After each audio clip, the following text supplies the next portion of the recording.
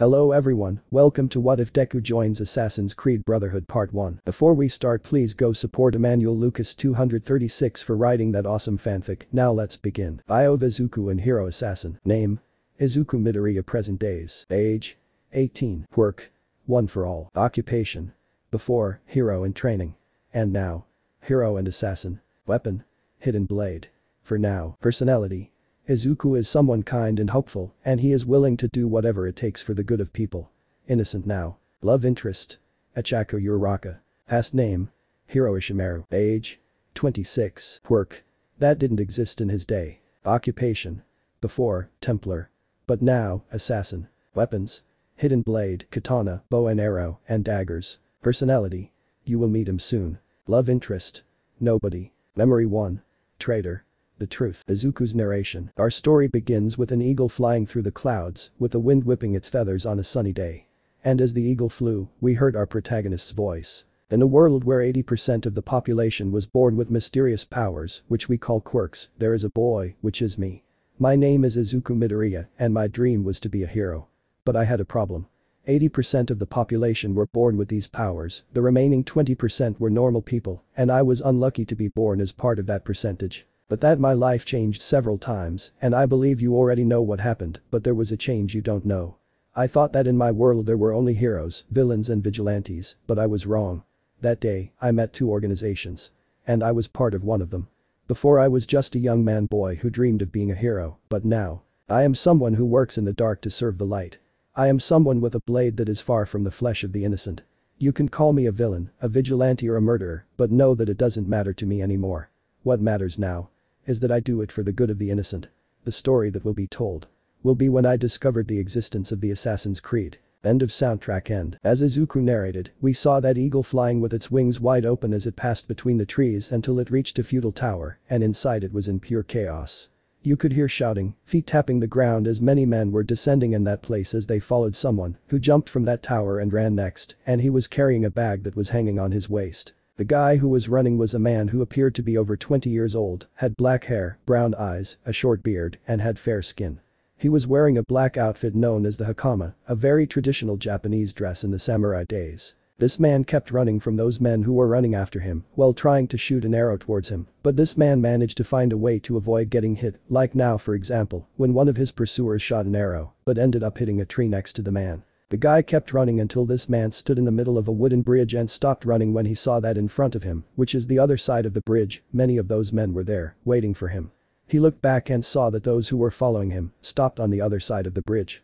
He was cornered. Hero, the man, known as Hero, looked back and saw someone wearing samurai armor in front of those men until he took his mask off and revealed himself to be a man who looked to be over 50 years old. Hand over this manuscript now, Hero, he said as he extended his hand and walked towards Hero. Hero. No. You already know me. You already know I won't do this. He said while holding tight the bag that was with him. Do you want this here? And for what? To control people. Stop being stubborn. Can't you see that with this we can put order and finish off our enemies as quickly as possible? What I want is the best for all of us. Hero. Best for all of us. Or best for you? He asked with a serious look. I know what this thing you want does, and I don't want that power in the wrong hands, even in our own hands. There are things in this world that are better left where they are. He said as he prepared to do something risky, and everyone noticed it. Hero, don't do this. Hero. I'm sorry. It was the only thing he said before jumping on the side of the bridge. The problem was that this bridge was quite high. Hero, the other man shouted desperately. All those ran on the side of the bridge and saw that Hero had his arms outstretched as he fell towards the river that was connected to a waterfall.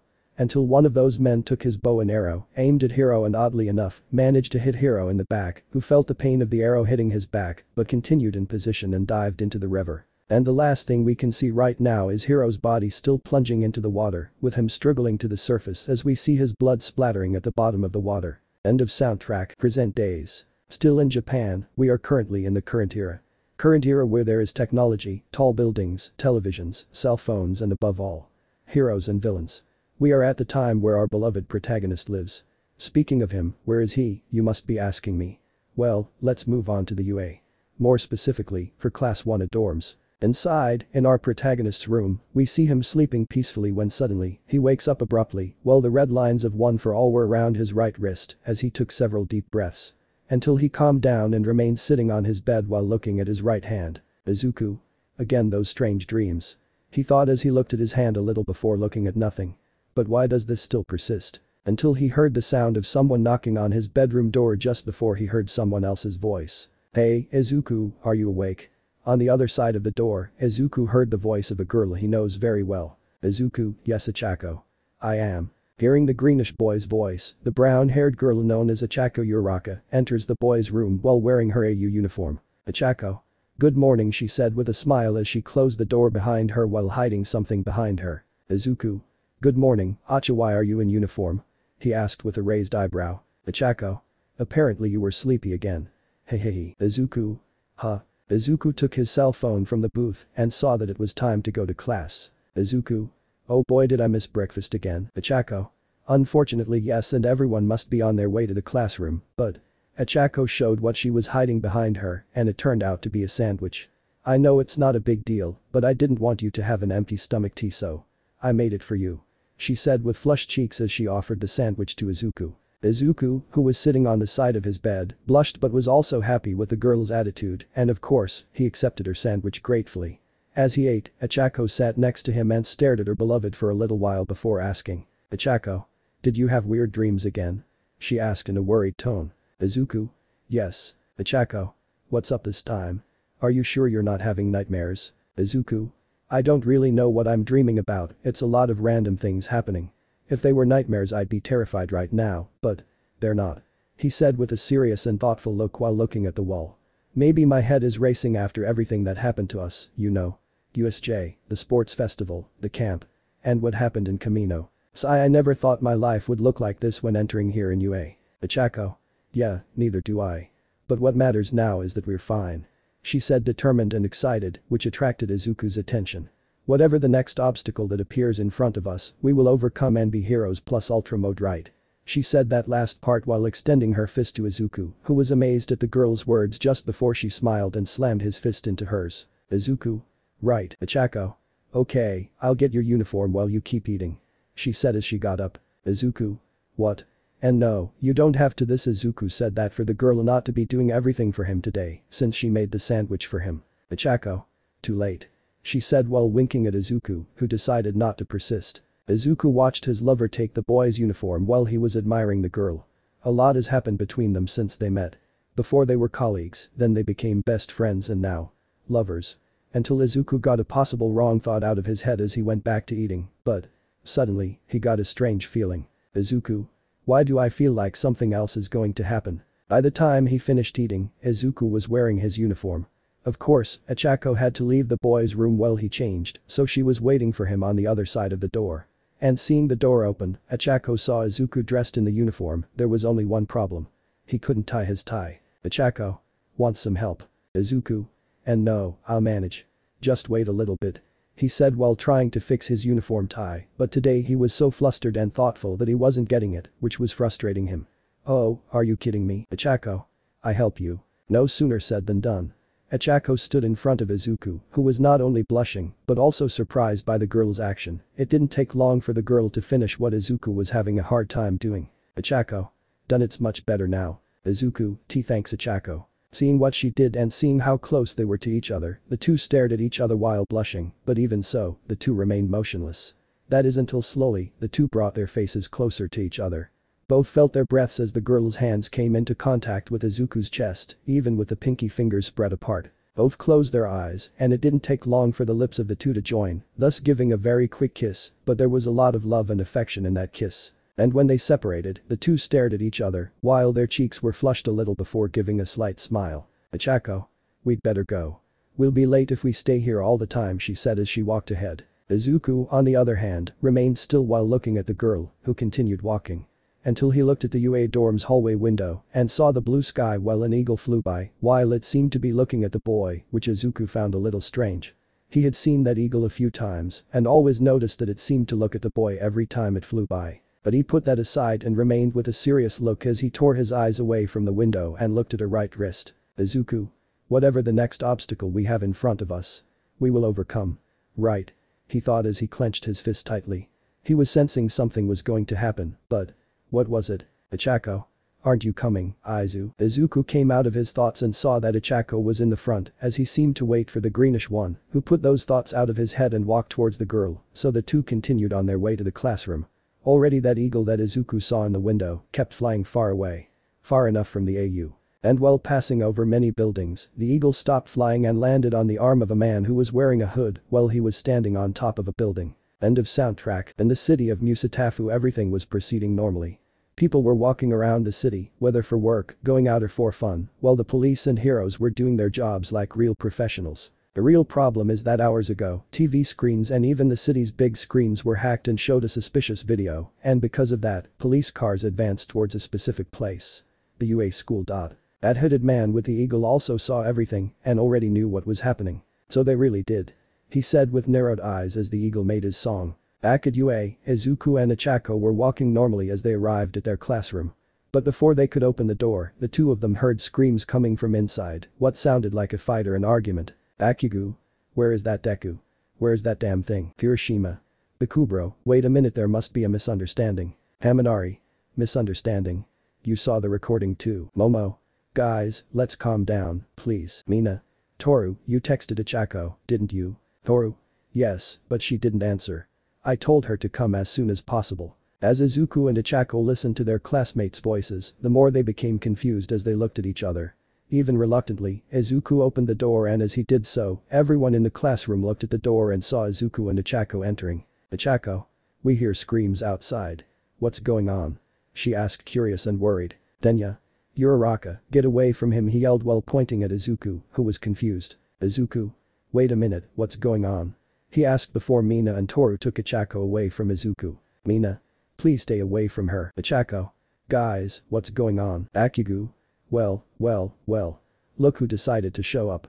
Besides being useless, this Deku also turned out to be a traitor. He said angrily while trying to get closer to Izuku, but he was being stopped by Kirishima. Kirishima. Bakugo, wait a minute, bro. Izuku. Wait a minute. What? Mineta. It's no use pretending to be innocent, Midoriya. We already know you betrayed us. Mineta was on top of his desk while pointing to Izuku. Zero. Man, I didn't expect this from you. Bakugo. So it was you all along who gave information to the villains, you made them kidnap me that time at the camp. And why? Oh, let me guess. Were you jealous of my achievements, huh? He asked in a mocking tone. Yuga. As they spoke, Aoyama was quieter. For once, he wasn't smiling. He looked sad and scared, but no one noticed. Denya. I thought you were our friend. He said with a contemptuous look. Izuku. What are you guys talking about? Increasingly, Izuku and Ochako were confused. Mina. We're talking about it here. Mina took her cell phone and showed a recording that was posted on the internet. It was a cell phone recording that was recording one of the big screens in Musatafu City, and on the big screen it showed that Izuku Midoriya was handing over information and files to one of the League of Villains members, Kurogiri. And when the big screen video ended, the screen went back to normal and cell phone recording ended. Izuku was shocked and in disbelief at what he saw. That young man in the video looked a lot like Izuku Midoriya, but it wasn't him. Why are the League of Villains setting him up like this? Ajiro. How can you do to us, man? He asked, sad and disappointed. Izuku. But it wasn't me. Bakugo. How could it not be? It looks a lot like you. Izuku. I know, but I swear this isn't. Denya. Stop with this, Midoriya, it would be much wiser if you turned yourself into the police now. He said while standing next to Ochako, who couldn't believe what he was seeing on Mina's cell phone. Izuku. Believe me, that's not me, he exclaimed as he pointed at Mina's cell phone. Please believe me. Bakugo. Stop pretending to be innocent, you trash, he yelled as he let go of Kirishima. You will pay for this, traitor, he yelled while trying to unleash an explosion on Izuku, who tried to defend himself, but the explosion didn't come out in the explosive blonde's hands. And before anyone else said anything, Shota. That's enough, Bakugo. Everyone turned to the door and saw Aizawa with red eyes, thus nullifying the Bakugo's quirk. But what worried most of the students is that behind Aizawa there were two policemen. Bakugo. Allow me to attack him, Mr. Aizawa, he's the traitor, he said while pointing to Izuku, while some agreed with Bakugo. Shota. Shut up and let us work it out. Young Izuku Midoriya, you're under arrest, said one of the policemen. Izuku. Wait, listen. I know it doesn't look like it, but it's not me. And do you have any proof that that's not you? Asked the other policeman. Izuku. I know, I don't, but there must be some villain that disguised himself as me, please all of you need to trust me, he said as he looked at everyone around him. Nezu. I'm sorry, young Midoriya. Nezu appeared among the police and he had a serious look. But until we have proof that you are innocent or the knowledge that there is a villain with that kind of quirk, unfortunately you are under arrest. Nezu said that with regret. He and Aizawa believe Izuku is innocent, but they have no proof. Izuku was speechless, so he was downcast. He felt grounded. He couldn't believe what was happening. But the one who didn't want to believe it was Ochako. Even watching the video. She could feel that this wasn't Izuku, but what could she do since there was no way to prove it? Not wanting to run or fight, even more knowing that it would only make the situation worse, Izuku decided to surrender. The officers handcuffed the boy and made him walk. Izuku felt worse when he heard some whispers coming from some of his classmates, talking about him being a traitor or villain. And when looking, some of them looked at him with contempt, disappointment or hurt, like Bakugo and Iida were doing for example. And others looked at Izuku in shock or disbelief, like Ochako for example. On the way, other classes from other courses stood in the way and watched a greenish man being taken away by the police, while Nezu and Aizawa followed them. Some didn't believe it or were in doubt if he was a villain and traitor, such as Shinsu, Hatsune, Big 3 and some 1B students. Already most were making contemptuous comments towards Izuku, who was feeling like he was in Aldera. Again. They just didn't do anything to him because the cops, Nezu and Aizawa, weren't allowing it. Outside the school building, Izuku not only saw other police cars, but also saw another person arriving. Toshinori Yagi. Izuku. All Might. Seeing former number 1 hero in front of them, Izuku was worried about what he would do. Toshinori approached towards the group with a serious look and said, Toshinori. Excuse me officers. But can I talk to this one for a bit? May I know why, All Might? One of the police officers asked suspiciously. Toshinori. I just want to talk to him. Don't worry, I won't let him go. The police officers looked at each other, nodded, and walked away a little while waiting to take Izuku, who faced Toshinori with fear and worried about what he would do. Izuku. All Might, I swear I don't. Toshinori. Hey, calm down, young Midoriya, I know it wasn't you, but I need you to stay calm. He said in a whisper that only he, Nezu and Aizawa could hear. Izuku. What are they going to do to me? He asked worriedly. Toshinori. They'll take you to Tartarus. He said with regret and concern. Izuku. What? Hearing where he would be taken, Izuku was terrified.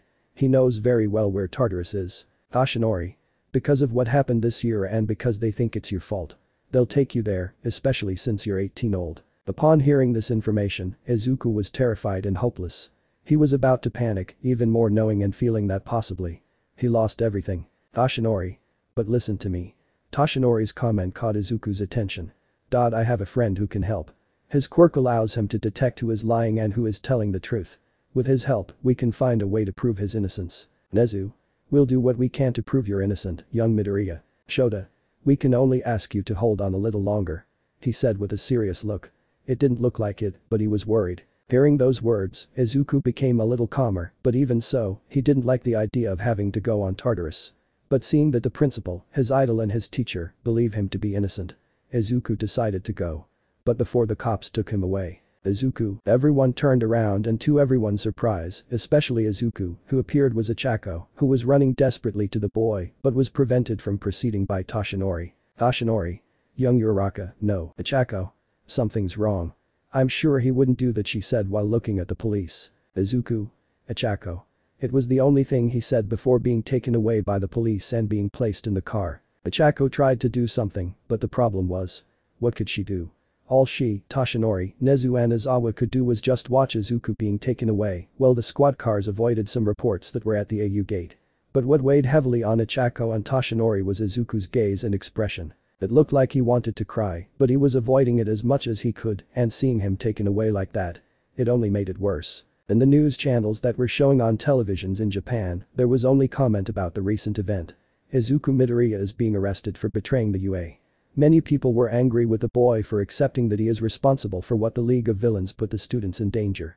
But he had few who weren't believing it. At the Midoriya's house, Inko was watching the news with an expression of shock and disbelief as she had tears in her eyes. She knew that Izuku would never do that, and worse. She already suspects who might be responsible for this. In the dining hall at Tartarus, Stain was standing while looking at the television that hung on the wall. "Oh, great, one more is coming over here," said one of the Tartarus prisoners who were seeing the news. "Hey guys, more new meat is coming this way," said one who was smiling while looking at the TV. Stain wasn't giving a damn about the other prisoners' comments. He continued to stare at the screen as he listened to the news with narrowed eyes. And hearing everything, including seeing that video of Izuku's supposed betrayal, Stain only thought of one thing. Stain. Abstergo. He thought while clenching his teeth and fists. In the Abstergo Japan building, in a room that appears to be the head of the building, a man was looking at the notification on a large screen that was in his room while he was looking serious and expressionless. We've already paid for the League of Villains, Grandmaster. Grandmaster? Then it's time to start the second phase of our plan. Go get this boy. He said while looking at Izuku's face. Of course, Grandmaster. But if I may ask. What do we do with the League of Villains if they get mad? What if the assassins act? Asked a woman who was behind said Grandmaster. Grandmaster. In case they get mad with us and decide to attack us. Kill them all. Now go, he said without looking away from looking at the screen. The woman bowed as she left the room and spoke to someone on the communicator at her ear. The said Grandmaster remained where he was while looking at the photo of Izuku that was being shown on the screen on the news channel. Grandmaster. You'd better collaborate with us, young man. He said with a serious look. End of soundtrack. Back at the UA, after seeing that Izuku had been taken, Nezu looked at Toshinori. Nezu. All Might. Toshinori looked at Nezu. You already know what to do. Toshinori. Alright, sir, he said as he walked away, took his cell phone and tried to call Tsukauchi. Ochako. Mr. Aizawa. Aizawa looked at Ochako and saw that she was clearly worried. Ochako. Deku will be okay. Shota. If all goes well. I hope so. He said while looking at the gate that was closed because of security. That way the media wouldn't bother them with questions. Ochako, on the other hand, kept her hand in the way while thinking about Izuku. She wanted to do something. She wanted to find a way to prove it and think of a possible suspect in mind. But she didn't know anyone. But one thing couldn't get out of the group's mind. Why did they do this to Izuku? Aizawa looked at Ochako and decided to take her to the classroom even though they both didn't want to go. The girl took one last look at the gate just before walking Aizawa into the building. Toshinori. Come on, Tsukauchi. Pick up please, hurry up. He said with his cell phone to his ear while he waited for the detective to answer the call. But to Toshinori's frustration, Tsukauchi didn't pick up. Damn it, Nezu. What's up, All Might? Toshinori. It's the 5th time I've been trying to get in call with Tsukauchi, but he's not answering my calls. He said frustrated and impatient. Nezu. Maybe he's busy. Isn't he? He asked curious and suspicious. He didn't have a good feeling about it. Toshinori. It's possible. You know what, I'm going to meet him. We can't wait like this, he said as he walked to his truck. Oh, and if you find out anything else, sir, let me know. Nezu nodded as he watched Toshinori get into his vehicle and drive away to meet Namasa. But before Nezu can go inside, think or do anything else, he hears the sound of his cell phone coming out of his pocket. And upon seeing who it was, Nezu suspected. As if he knew that person would call him. Nezu answered the call, put his cell phone to his ear and answered. Nezu. Hello. They took the boy, didn't they? On the other end of the line, a man's voice was coming out. Nezu. Yes. I'm sorry, but I couldn't do anything without proof. It's okay, Nezu. We already know you couldn't do anything and you did your part well. Besides, we know who did this. Nezu. The Templars. Do you think it was them? No doubt about it. Even if it wasn't them, I bet they'll take advantage of the current situation and go after the kid. We have to do something before Abstergo pulls the kid in there and uses him. Nezu. Don't worry, Grandmaster. All Might knows someone who can help clear young Midoriya. He's already on his way to meet him. Actually. I had another idea in mind. The man's comment left Nezu confused and curious. We were thinking of having our assassins take the boy out of there. Nezu? What? Are you sure about that? With all due respect, but we're talking about Tartarus, sir. We're going to risk losing the few assassins we have here in Japan. For obvious reasons, Nezu was worried. I understand your concern, but I know what Tartarus is like, Nezu. We have assassins there who stayed to study the place. We know how to get in and how to get out. Nezu. But are you sure you want to do this? We can use our easiest solution with Tsukauchi, sir. The Templars got him. The boy said with regret, and this information left Nezu in shock as he was left with wide eyes. That's why I'm warning you that we will make our suggestion. I will send our best assassins to go get the boy. Not only to prevent Abstergo from taking him, but also to save him. And reveal the truth. Nezu clenched his fists as he closed his eyes in regret. Nezu. So the time has come. Yes, Nezu. The time has come now. On the other end of the line, we can see the appearance of the man who was talking to Nezu on the cell phone. He appears to be 50 years old, and he was on top of a building as he and an assassin behind him looked at the police car that had Izuku Midoriya inside. The assassin who was with him was a man who appears to be over 30 years old, as he was wearing a black coat with a hood on his head as he watched the same police car. It's time to show Izuku Midoriya the truth about who he is. He said with a serious look as he saw that same eagle that Izuku saw flying in front of the two men. Ending moment. Welcome to your life. There's no turning back. Even while we sleep, we will find you. Acting on your best behavior. Turn your back on Mother Nature. Everybody wants to rule the world. Our ending begins with Izuku looking up at the top of a building while he was in a different outfit with a hood, and apparently none of the civilians recognized him. Until Izuku saw a silhouette of someone wearing a hoodie that looked like him, and it showed that he was also looking at the top of the building. And both of us had serious expressions on his faces. It's my own design. It's my own remorse. Help me to decide. Help me make the most of freedom and of pleasure. Nothing ever lasts forever. Everybody wants to rule the world. Here we see the two of them climbing to the top of the building in different ways. While in the present time we see Izuku going up the stairs while some people were recognizing him and sending some guards to go after him, even though Izuku didn't care.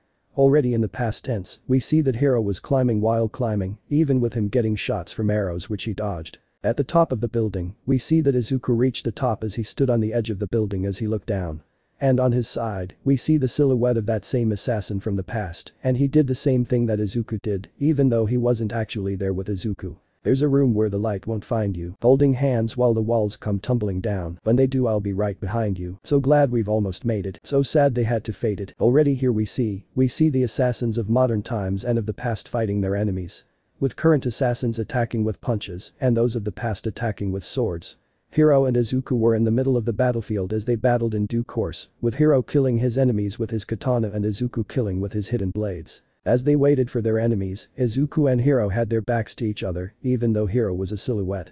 While Izuku showed off his hidden blades, Hiro showed off his katana as the two faced their enemies in his front from their times. Everybody wants to rule the world. Everybody wants to rule the world. Everybody wants to rule. Back in the present time, we see that Izuku had his eyes closed as he opened his arms as the wind hit his entire body as he took a deep breath. Izuku was in a cross shape as he prepared to do the leap of faith. The security guards who were coming after him reached the top of the building, but before they could do anything. Our imaginary fanfic camera takes a close-up on Izuku's face, who had his eyes closed just before opening them quickly with a serious and determined look. The world, but before we could see anything, the screen goes black and we see the title of our new story. Assassin's Creed. Welcome to the Brotherhood. Memory 2. Escape with the Assassins. Back where we left off, we see that Izuku was still inside the car as he tried to calm himself by breathing and exhaling calmly, and it was working, even if it was little. He looks at the window, and the boy gets a serious and worried look to see that he has arrived at his new destination. A prison complex built on the high seas 5 kilometers away from the city. The prison made for people who did extreme things, and Izuku was heading there. In Tartarus. Does it seem pretty exaggerated for an 18-year-old to go there? Yes, but due to the frame that someone made against him, due to the events of this year, where several students could have died, now everyone thinks he is responsible for it. But why did they do this to him? Why did the League of Villains decide to do this to him?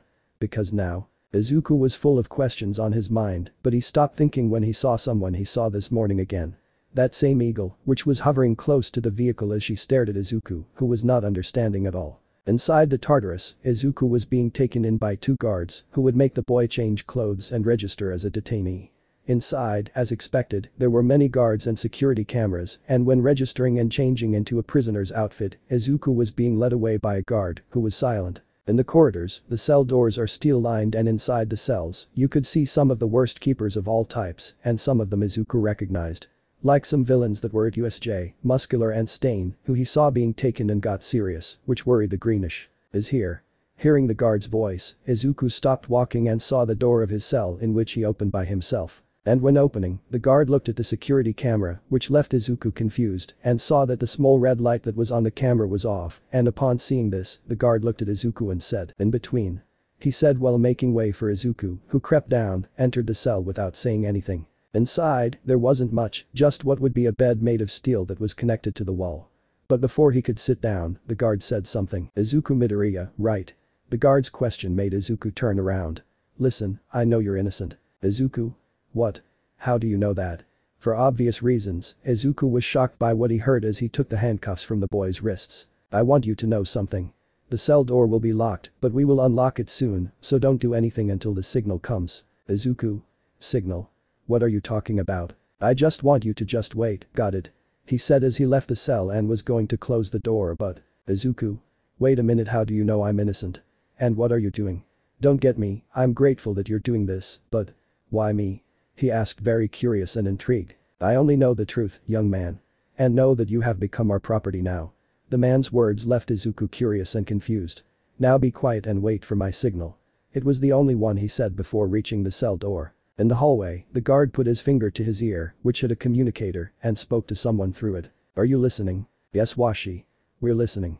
Is the kid in there already? Said another voice on the communicator, and it was the voice of another man. Washi? Yeah, it's time for us to start phase 2 and get the kid out of here. Understood. Rebecca and Sean will take you both as soon as they arrive with their van. Washi? You already know what to do. Send them here as soon as I get Izuku Midoriya out of his cell.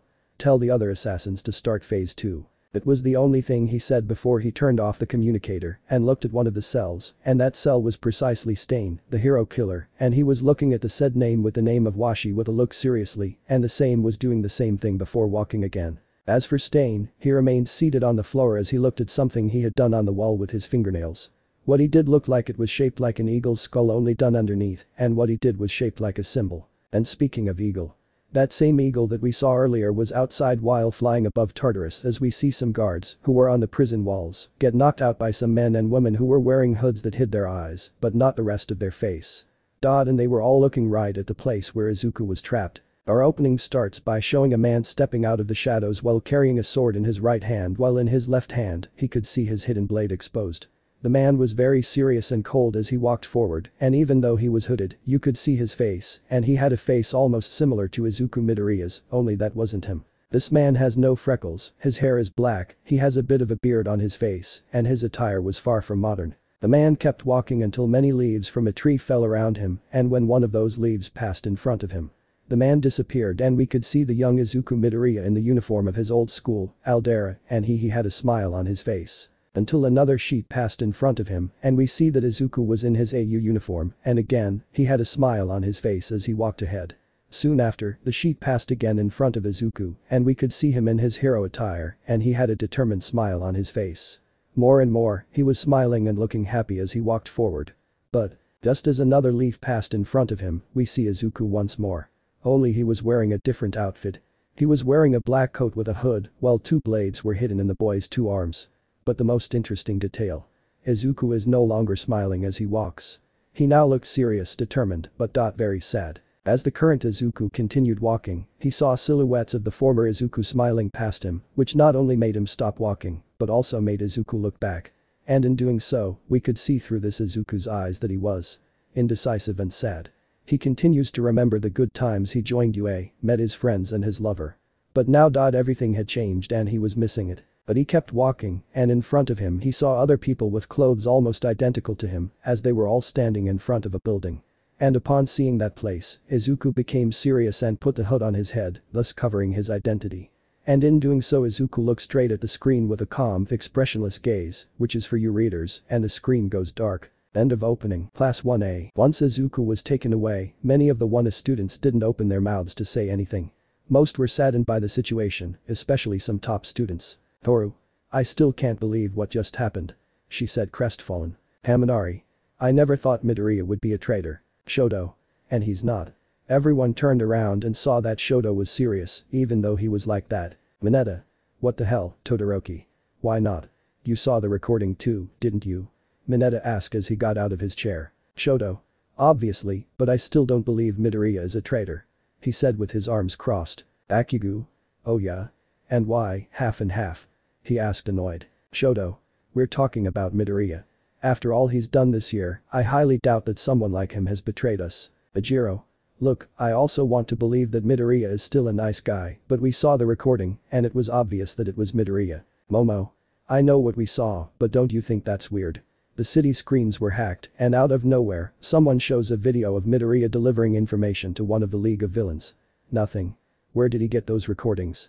And why hack the screens? She asked with her hand on her chin, thoughtful. Akugu. And does it matter now? Regardless of who recorded this, it showed us that Deku betrayed us and that he's a shitty villain. We almost died several times, and the main responsible for that was that bastard, he said while banging on the table angrily. He was pissed at the thought that Izuku was primarily responsible for everything that happened this year. Tenya. Besides, Midoriya has already turned himself in, and we can't do anything but get on with our lives. He said crestfallen and upset.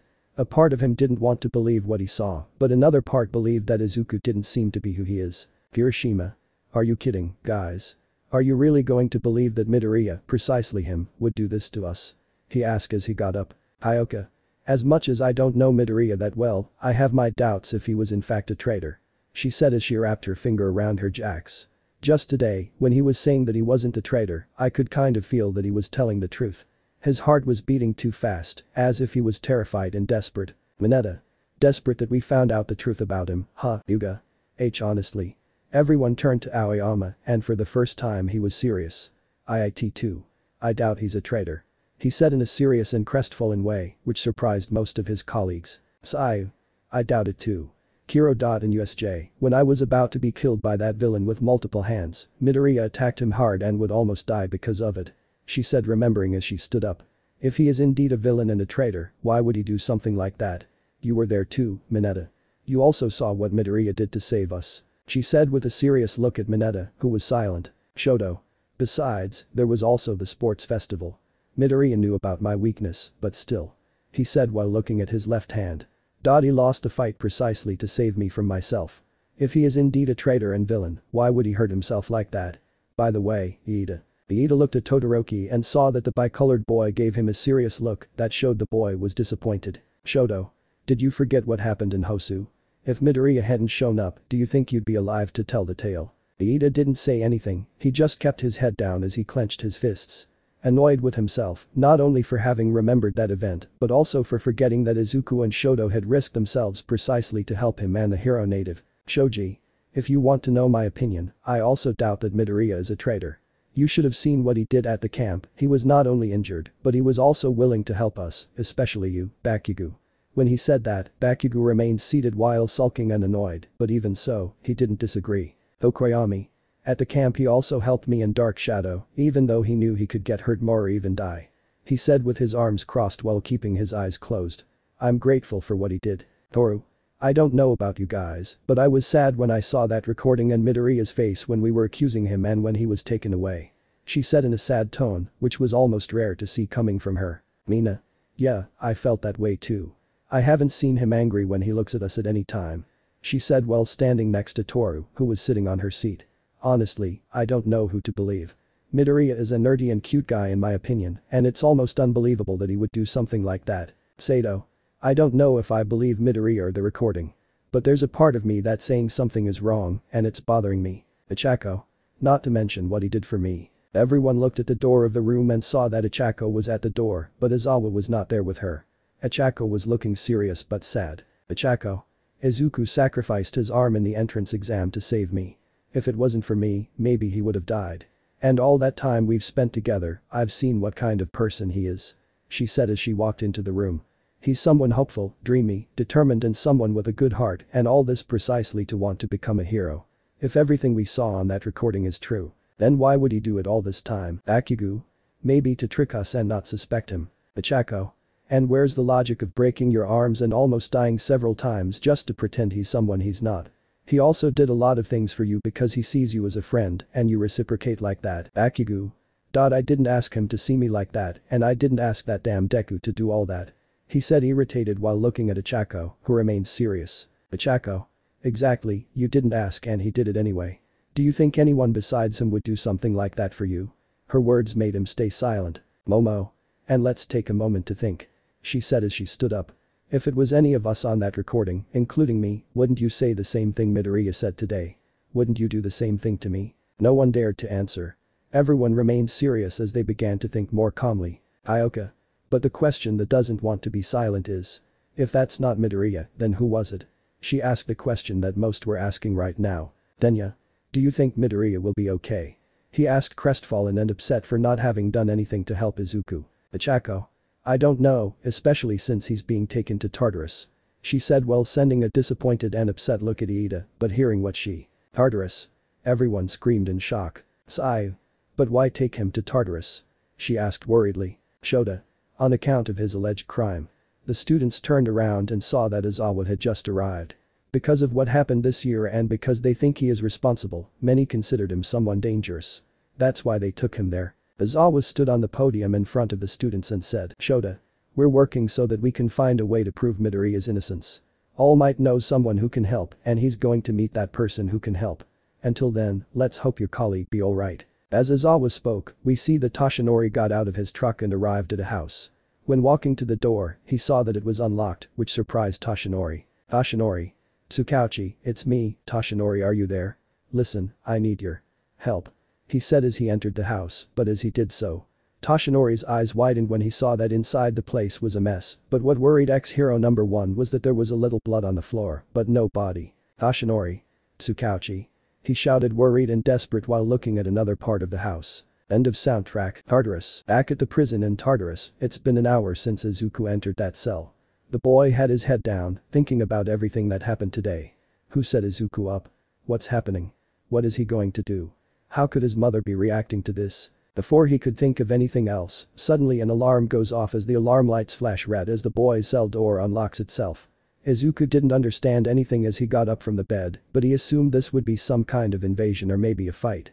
Until someone opened the cell door and it was the same guard as before, only with a different outfit. He was wearing some kind of headed cloak. Izuku? What are you doing here? What's going on? He asked as the man took the anti-power bracelets from Izuku's arms. Washi. It's our chance to get you out of here. Come, he said as he walked down the hall. Izuku left the cell reluctantly, confused, but decided to follow the strangely dressed man as he grabbed a communicator. Washi. This is Washi. I already took Midoriya out of the cell, and I'm taking him out. Alright, Washi. Now get out quickly before more reinforcements arrive along with Abstergo, said the voice coming out of the communicator. Izuku. Wait a minute, what's going on? Where are you taking me? He asked as he followed the man. Washi. We know what's going on, Izuku Midoriya. We know you're innocent and we know who did it and why. They kept running until halfway through they found some guards fighting some criminals who were released from their cells. Izuku. Shall we help them? He asked as Washi stopped the boy from doing anything by putting his arm in front of him. Washi. Stay right there, young man. Until 3 of these criminals went for Washi and Izuku, but Washi dodged a punch from one of them and killed him by inserting a blade that was hidden under his arm into the criminal's neck, killing him afterwards. Another criminal tried to hit Washi, but he bent down, attacked his left leg with his hidden blades, and then killed him by inserting one of the blades into his chest. The other criminal kept attacking Izuku, who kept dodging due to the training he received, and retaliating by punching him twice in the ribs and punching him in the side of the face, causing the criminal to spit blood. Until Izuku made a push on the wall and punched the man hard in the face, which fell to the ground. As Izuku stood in position while waiting for the criminal to get up, he got up angrily and was going to fight Izuku again, but Washi killed him by inserting the blade through his lung, causing him to agonize before dying. Izuku. Why you killed him. Izuku was horrified as he saw the bodies, which didn't affect the killer at all. Washi. Let's go. He said while looking ahead. Izuku. You killed them all. Washi. They've done worse than that. They're far from innocent. Now come and let's go, he said while showing and waiting for Izuku. Even horrified and disgusted by that scene, Izuku decided to follow him. He didn't know if he trusted the said man named Washi, but he decided not to take another risk and didn't want to stay in that place. Even more so when Washi said that he knows of his innocence. As soon as they started walking, they stopped when they saw a big muscular criminal who didn't have a nice looking face.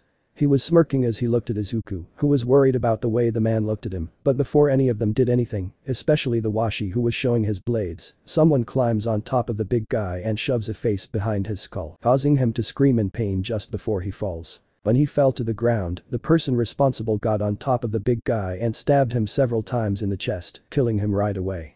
The person responsible for this took himself with the knife still in his hand and revealed to be Izuku. Stain. Izuku thought, worried to see the hero killer in front of them. Stain, who was taking a deep breath, looked at the two of them with a serious and cold look and said, Stain, hi Kiyamuro. Washi. You're still terrible, Akaguro. Izuku was shocked and surprised to see that they seemed to know each other. But before he could question. Stain. Behind you, watch out, he shouted as he passed by the two and killed another criminal who would attack Izuku and Washi from the rear. But to the unhappiness of the three more men appeared to die and Washi and Stain killed him. Stain caught the arm of one of them with his own arm, broke it and stabbed the criminal in the chest until he fell dead to the ground. The other criminal tried to attack Stain, but he dodged and tripped the man, who fell to the ground, but before he could get up, Stain jumped over him and stabbed him in the chest, thus killing him. Washi, who dodged one of the criminal's attacks, inserted the blade of his left arm into the criminal's throat, causing him to spit blood, and then used the blade of his right arm to stab the prisoner in the chest and belly a little. Before taking a knee and falling dead to the ground. As for Izuku, he was startled and horrified by what he was seeing. The way the two of them killed seemed like it was the most common thing they do, and they looked like they were trained for it. Stain appeared more brutal, while Washi appeared to be more controlled as he killed. The two men looked at each other with serious looks and looked at Izuku, who shuddered at their gaze. Until behind them appeared other guards who were running towards them, and upon seeing this, Stain said, "Stain. I'll deal with them. Go and get the boy out of here," he said as he walked towards the guards. "Washi. Don't kill them, got it?" As he said this, Stain dropped the bloody knife he had, dropping it to the ground and ran towards the guards, using only his fists to counter. "Washi. Come on, we're wasting time here," he said while dragging Izuku to the exit. The more and more they walked, the more they saw the two of them fighting the criminals that were on the loose.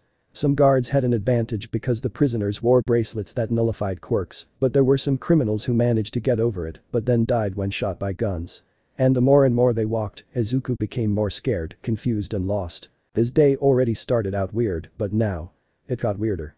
He was scared because of the bodies and blood that they saw on the way, he was confused because of the guard who is taking him out of there, and lost because feeling like this. End of the soundtrack. By the way, at the entrance of the prison, which is also the exit, the two realized that chaos was happening there too. With gunfire, explosions and screaming going on outside the building. Izuku. Wait, are you going to explain what's going on? He asked, worried and almost as if demanding answers. Washi. Yes, but not now. He said as he took something from his pocket. Izuku. Wait a minute, what are you doing? Izuku was interrupted when the man put a cloth bag on the boy's head, who got scared. Washi. Relax and be quiet, Midoriya. I'll get that bag off your head as soon as we get in the van. He said while pushing Izuku and using the boy as if he were his hostage. But that cloth bag over his head, Izuku couldn't see anything and was lost as he listened to everything that was happening outside. The only thing he could do was walk while he imagined what was happening outside. Until he heard the sound of a vehicle pulling up in front of him just before he heard the sound of the door opening and heard someone else's voice. "Quick, get in here and let's go," said a woman who appears to be 36 years old. Upon hearing her order, Izuku was placed inside the vehicle while Washi got inside as well. And when they saw that they got inside the vehicle, the van driver, who appears to be about 40 years old and wore glasses, accelerated the vehicle to the tip so they could leave the place. Izuku took the cloth bag off his head and saw where it was as it got further and further. Izuku. Whoa. What's going on and who are you guys? Rebecca. Oh, hi, young man. My name is Rebecca Crane and the one driving this vehicle is Sean Hastings. She said while pointing to the driver who was accelerating the vehicle. Sean. Hello there, he said without taking his eyes off the road. Rebecca. And we are members of the Assassin Order and we have come to rescue you. Izuku. Wait a minute. What are you guys? Assassin Order. For obvious reasons, Izuku was surprised, confused and worried about the situation he was in. Until they heard gunshots behind the vehicle, which surprised Izuku, but not the two members of the Assassin Order. Washi. Sean, keep accelerating. Rebecca, protect the boy. Washi opened the back doors of the van and saw that some cruisers were chasing them. His pursuers continued shooting, but missed them because Washi quickly closed the van's door, thus preventing everyone from being hit by the shots. And seeing that they stopped shooting, possibly to reload, Washi opened the door and with his hidden blade, he managed to make a shot that hit one of the car's tires, which went out of control and hit the other vehicle, causing it to crash and fall. In floor. Abstergo building. Grandmaster, the assassins have arrived and are taking the boy. Said a voice of a man who was on the communicator of the chief of Abstergo. Grandmaster. Then kill them and bring the boy here, he said irritated while looking at the window. Back to Izuku. As they continued to be pursued, Washi blasting their pursuers with the shots coming from his blade. Izuku became more and more fearful for his life as he tried to breathe and exhale calmly, which Rebecca also noticed. Rebecca. Hey, boy. Easy there. You'll be fine, I promise that. She stopped talking when everyone felt that something hit the van right next to them. Sean. What the heck was that? Sean saw who was doing this and it was one of those vehicles that were following them. And seeing what that other vehicle was trying to do, Sean took a pistol that was with him and fired towards the other vehicle as he continued driving. Sean. Hey, you motherfucker, this van is mine, he screamed as he continued shooting until he shot the vehicle's tire and caused him to lose control and fall off the bridge. Before Sean could celebrate, he looked ahead and saw that they were getting closer to the city, but he could see that there were two more vehicles coming in front of him. Sean. Hey Washi. Washi, who got rid of one of his pursuers by shooting the driver of the vehicle, looked where Sean was looking and knew who they were. Sean. There are Templars in front of us, what do we do? Dottie said while he didn't stop accelerating. Washi. Kinda, are you in position? He asked into his ear communicator. In a building near those vehicles was a woman who had a rifle literally sticking out of her elbow. Kinda is a tall woman with a curvy body. She has long dark blue hair with numerous pink streaks scattered around it, which is usually tied in a ponytail with 2 strands of shoulder-length hair left to frame her face. Her eyes are purple with a mauve tinge framed by dark blue angled brows. Kinda. I'm watching and I have them in my sights. She said while looking at the 2 Abstergo vehicles with her rifle. Washi. Shoot them. Upon hearing the order, Kinda shot the driver of one of the vehicles in the head, causing the vehicle to overturn on the ground, and the other, Kinda shot at a location that had fuel in the vehicle, and when firing and hitting the shot, the other vehicle exploded. And upon getting rid of them, Sean's vehicle passed them as they continued to flee. Washi, good job and thank you Lady Nagant. Washi's voice came from Kinda's communicator, who is known to you as Lady Nagant. Kinda. Was the second phase of the plan successful? She asked as she stood up. Washi. Yes, we rescued the boy. I'll tell the Grandmaster everything. Meet us at our hideout, quickly. Kinda. Understood. I'm on my way. It was the only thing she said before looking at those wrecked vehicles before jumping into one of the buildings with Parker moves as she put a hood on her head as she ran. Inside the vehicle, Izuku looked at Rebecca, who noticed the greenish look, and asked. Izuku. Can you explain to me what's going on and what you want with me? He asked seriously. Let me know in the comments below if you guys want the next part. Also check out my other video that has been shown and left. Thank you for watching. If you enjoyed this video please like and share this video. And have a fantastic day. Bye.